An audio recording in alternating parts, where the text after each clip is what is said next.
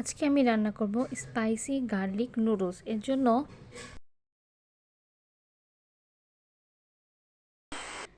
3 কোয়া রসুন ভালোভাবে ছেঁচে নেব। এটার সাথে আমি মরিচও করব, কিন্তু আগে রসুনটাকে আধা ছেঁচা করে নিলাম। তারপরে চুলায় প্যান বসিয়ে দিলাম। প্যান বসিয়ে 2 টেবিল চামচ সরিষার তেল দিয়ে দিব। তেলটা গরম হয়ে গেলে প্যানে মাখিয়ে নিব। এই পর্যায়ে রসুন আর মরিচটাকে তেলের ভিতরে দিয়ে দিব, দিয়ে ভালোভাবে লাল করে ভেজে নিব। খুবই সুন্দর একটা স্মেল আসবে যখন ভাজা হয়ে যাবে। এই ভাজা স্মেলটার কারণে, রসুন আর মরিচের ভাজা স্মেলটার জন্য নুডলসটা খেতে খুবই ভালো লাগে, আর অনেক স্পাইসিও হয়, দেখতেও খুবই সুন্দর লাগে।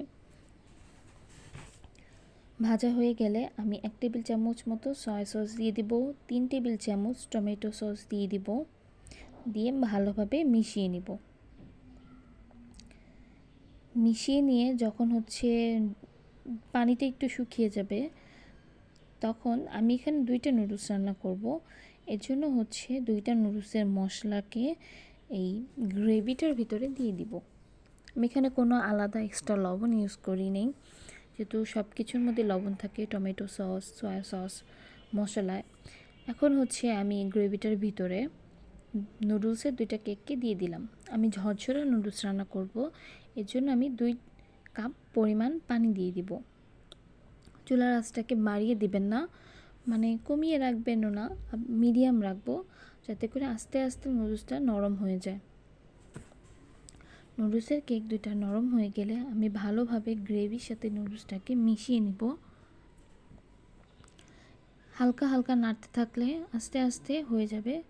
5 থেকে 7 মিনিটের মধ্যে নুডলসটা রান্না হয়ে যাবে। তো আমার রান্না হয়ে গেল। খুবই সুন্দর ফ্লেভার বের হচ্ছে, দেখতেও খুবই লোভনীয় হয়েছে, কালারটাও খুবই সুন্দর হয়েছে, এবং দেখতেও খুবই স্পাইসি হয়েছে, ভাব আছে। ফ্লেভারটা খুবই ভালো হয়েছে। স্পাইসি আমার স্পাইসি গার্লিক নুডলস।